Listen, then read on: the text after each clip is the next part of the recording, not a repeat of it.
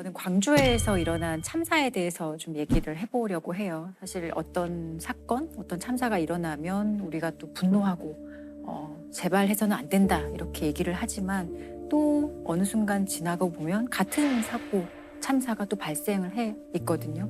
이런 것들이 사실 사람의 목숨을 돈 몇 푼에 바꾸는 그런 안일한 생각에서 비롯된 파렴치한 범죄인데요. 광주 붕괴 참사에 대해서 오늘 얘기를 좀 해보려고 합니다. 2021년 6월 9일 오후 4시 22분에 발생한 사건이고요. 학동 재개발 구역이 있고 이제 그 재개발하기 위해서 건물을 철거하는 현장이었는데 지하 1층, 지상 5층짜리의 건물을 이제 해체하는 과정에서 건물이 한순간에 버스 정류장에 정차 중이던 54번 시내버스를 사실 그대로 덮쳤어요. 아이고. 평온했던 수요일 오후 광주광역시 동구 학동의 버스 정류장. 54번 시내버스는 여느 때처럼 천천히 정류장에 들어섰습니다. 그 순간 오른쪽에 서 있던 5층 건물이 기우는가 싶더니 와르르 순식간에 도로를 덮칩니다. 이 사고로 9명이 숨졌고 8명이 크게 다쳤습니다. 그 철거 현장에 있었던 직원들은 좀 전조 증상을 좀 감지하지 못했나요? 전조 증상이 있었다고 하거든요. 붕괴가 사실 어떤 전조 증상이 전혀 없이 갑자기 붕괴되는 경우는 없어요. 소리가 크게 난다든지 어떤 증상을 분명히 느끼는데 이분들이 그 소리가 아주 크게 나고 건물이 매우 심하게 흔들리고 해서 바로 나왔다는 거예요. 현장 인부들은 위험을 감지하고 미리 대피했습니다. 공사 관계자들은 이상 조짐을 느끼고 먼저 대피를 하면서도 정류장 주변을 통제하지 않았습니다. 위험한 철거 작업이 진행되고 있었지만 차량 통행은 물론 바로 옆 인도의 보행자 통행도 통제되지 않았습니다. 사실 이 건물 해체에 대해서는 보시면 아시겠지만 되게 무섭거든요. 그 건물이 언제든지 무너질 수 있는 현장이고 그래서 주민들도 조금 불안을 느끼고 이 사건 일어나기 한 2달 전쯤에 국민신문고에 여러 번 민원도 제기를 했었어요. 이거 좀 안전 조치를 더 취해달라. 이 사고가 발생한 재건축 현장에선 불과 2달 전에 똑같은 업체가 똑같은 방식으로 위태로운 철거 작업을 벌인 것으로 드러났습니다. 당시에도 붕괴 우려가 커 보여서 한 시민이 국민신문고에 직접 민원을 제기했던 것으로 확인됐습니다. 철거하는 것이 불안하다. 건물과 도로로 낙하물이 떨어져 인사사고가 날 것 같다고 미리 경고했던 겁니다. 민원 제기도 했었는데 민원 제기해 보시면 다들 아시겠지만 답변은 반드시 하거든요. 근데 그 답변이 사실 되게 형식적인 거죠. 재개발 조합이라든지 관련 공사업체에 공문을 보냈습니다. 라고 민원에 대한 답변은 그렇게 끝냈고 사실 어떤 안전상의 조치는 전혀 취해지지 않았던 거예요. 그 철거 과정 중에 그 무너진 이유가 뭐였나요? 여러 가지 이유가 있겠지만 기본적으로 어떤 법과 원칙을 전혀 지키지 않은 공사 현장이었고 좀 중립적인 입장에서 공사나 해체 공사 과정을 좀 지켜보는 감리 제도라는 게 있어요. 그 감리 제도가 사실 전혀 실질적이지 않았고 비상주로 감리를 해서 이 감리가 현장에 있지도 않았어요. 감리자가 형식적으로 감독했고 또 시간에 조금 쫓기다 못해서 무리하게 철거를 진행했던 그런 것들이 사실 붕괴를 초래한 결정적인 원인이에요. 그러면 건물을 해체하기 위해서는 구청에 해체 계획서를 작성을 해서 제출을 하거든요. 근데 이 해체 계획서도 사실 상당히 부실하게 작성이 되었더라고요. 특히 안전에 관한 부분은 안전의 어떤 조치에 대한 부분은 전혀 없다고 봐도 무방할 정도로 어떤 계획이 전혀 기재돼 있지 않았어요. 이번 사고와 관련해 광주광역시 건물 해체 계획서가 엉터리로 작성된 것으로 나타나기도 했습니다. 작업자 안전관리, 철거 현장 주변 안전관리라는 포괄적인 내용만 담겨 있을 뿐 건물 개별 특성을 고려한 대책은 없습니다. 광주동구청은 이 엉터리 해체 계획서를 그대로 허가해줬습니다. 그런데 이렇게 부실하게 쓴 해체 계획서조차도 이들이 전혀 이행하지 않았거든요. 건물이 5층의 건물이기 때문에 5층에서부터 차례대로 건물을 철거한다 이런 계획이었거든요. 계획이죠. 네, 그게. 계획이었는데 네. 사진에서 보시다시피 건물이 사실 중간을 마치 동굴을 파듯 5층이 아닌 중간 부분을 먼저 철거를 하죠. 와, 어떻게 그럴 수 있지? 이거 약간 저희 일반인들이 봐도 상식적으로 이해가 안 보다. 가잖아요. 중간으로 당연히 무너질 수밖에 없죠. 네. 철거하는 과정에 이 굴착기라는 게 이제 사용이 되는데 이 굴착기가 높은 상층부를 제대로 철거하기 위해서는 원래는 팔이 긴 길이를 가진 롱붐이라는 굴착기를 사용해야 되는데 비용의 문제로 팔이 짧은 굴착기를 사용을 하게 된 거죠. 이 굴착기의 팔 길이는 10m. 흙더미 위에 올라가도 여전히 건물 안쪽 벽까지 닿지 않습니다. 그래서 닿지를 않기 때문에 이 굴착기가 옆에 올라가기 위해서는 조금 이렇게 성토 작업이라 그래서 네. 이제 흙더미 같은 걸로 건물 높이와 비슷하게 올라갈 수 있는 성토체를 만들거든요. 이 사람들이 더 성토체의 높이를 더 높이 쌓았던 거예요. 네. 원래 계획은 이렇지 않았습니다. 건물과 멀리 떨어진 곳에 흙을 쌓고 30m짜리 굴착기가 멀리서 위층부터 차례로 철거하라고 돼 있습니다. 이 방법으로 하면 건물 벽에 기대 흙더미를 쌓을 필요도 없습니다. 그러면 이 성토체가 사실 건물에 행해지는 압력이 더 높을 수밖에 없었고 또 주변에 이게 먼지가 많이 나잖아요. 먼지를 좀 줄이라 뭐 이런 얘기도 있었고 해서 살수 작업을 매우 과도하게 그날 합니다. 당시 굴삭기 운전자는 경찰 조사에서 시공자의 지시에 따라 평소보다 2배 많은 물을 뿌렸다고 진술한 것으로 알려졌습니다. 성토체가 결국에 물을 많이 머금게 되고 이 무게가 무거워졌네요. 점점 무거워지면서 성토체가 이 건물 안쪽으로 갑자기 흘러 들어가고 건물의 1층 바닥이 지하로 무너지면서 사실 손 쓸 틈 없이 순식간에 건물이 완전히 전도되고 그 바로 옆에 있던 버스 정류장을 그대로 덮치게 된 사건인 거죠. 아니 저희들이 봐도 좀 이해가 안 되는데 네. 저 방법으로 이렇게 진행이 된 이유가 뭡니까? 저렇게 무리한 방식. 제가 봤을 땐 결국 돈 문제라고 생각이 들어요. 다들 뭐 아시겠지만 이게 무리한 공사 일정을 잡는 가장 큰 이유는 이윤을 추구하는 것이고 그 과정에 있어서 가장 결정적인 잘못된 방식은 불법 재하도급 공사가 원인입니다.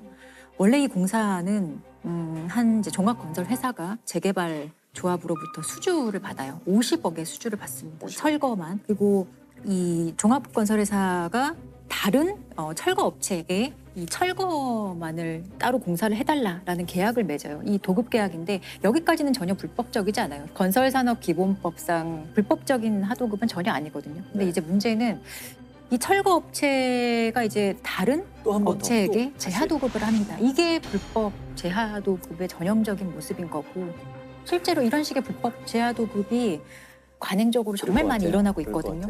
이거는 사실 외부에서는 이게 불법 재하도급인지 합법적인 것인지 아니면 고용 형태가 어떻게 되는 것인지 확인할 길이 사실은 없어요. 그래서 이런 식으로 공사 가격이 원래 50억이었거든요. 이 철거 공사에 소요되는 비용이.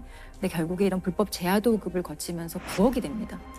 50억짜리 공사가 하도급을 거치고 9억이 되는데 그럼 원래 9억에 할 수 있었던 공사였다고 봐야 될까요? 아니겠죠. 네. 41억이 그냥 일 안 하는 사람한테 날아간 거네요. 41억이 어디 갔을까요? 네. 재하도급은 이제 건설안전기본법에 원칙적으로 금지하고 있어요. 근데 이런 식으로 사실 불법 재하도급을 하게 되면 3년 이하의 징역 또 3천만 원 이하의 벌금에 처해지는 범죄거든요. 근데 실제로 처벌되는 게 어느 정도 있는가라고 보면 정말 많이 없어요. 참 알아내기 어려운 범죄 중에 하나인 거예요. 일상에서 건설 현장에서 정말 많이 일어나는데 범죄임에도 불구하고 관행이라는 그 명분 하에 이런 식으로 바로 버스 정류장이 옆에 있으면 최소한 정류장을 옮기거나 아니면 그 정류장에 대해서 어떤 조치를 취하고 했었어야 되는데 그런 너무 기본적인 것도 행해지지 않고 진행된 철거 공사였던 거죠. 그래서 결국 이분들 처벌 어떻게 됐나요? 아직 재판 중에 있어서 결론이 난 건 없는데 뭐 현장 소장 이런 분들은 이제 산업안전보건법으로 기소가 된 상태고 나머지 이제 직간접적으로 붕괴의 이제 원인을 제공한 9명 정도는 업무상 과실치사상 혐의로 지금 재판을 받고 있는 상황이에요. 9명의 목숨을 앗아간 광주 학동 참사로 모두 30명이 경찰에 입건돼 9명이 구속됐습니다. 하지만 관련자들이 서로에게 책임을 전가하면서 진상규명과 책임자 처벌은 더디기만 한 상황인데요. 사고 책임자 7명에 대한 재판은 지난 7월 시작됐지만 원하청이 서로 잘못을 떠넘기며 공방이 이어지고 있습니다. 이 사건을 이제 조사를 하다 보니 아니나 다를까 이 수주 과정에서 어떤 브로커의 문제도 발견이 됐어요. 그래서 지금 그 건설업체 직원이 입찰 예정가를 좀 미리 알려주고 그것을 브로커들이 확인해서 수주를 원하는 업체에게 알려주는 대가로 이제 뇌물을 받은 거죠. 그래서 한 4명 정도의 브로커가 구속돼서 재판받고 있는 상황이에요. 아직 그것도 결론 나진 않았습니다. 사실 최근에도 또 아파트, 그러니까 신축 중인 아파트가 38층. 또 광주에서. 네, 같은 광주에서 공교롭게. 예, 또 공교롭게 같은 건설 회사가 또 시공을 하고 있는 사건이었죠. 광주광역시에 있는 아파트 신축 현장에서 건물 고층 일부분이 무너져 내리는 사고가 났습니다. 23층부터 34층까지 건물 외벽이 뜯긴 것처럼 와르르 내려앉아 버렸습니다. 외벽이 무너져 내린 공사 현장에서 빠져나오지 못한 노동자는 6명인 것으로 소방당국은 파악 중입니다.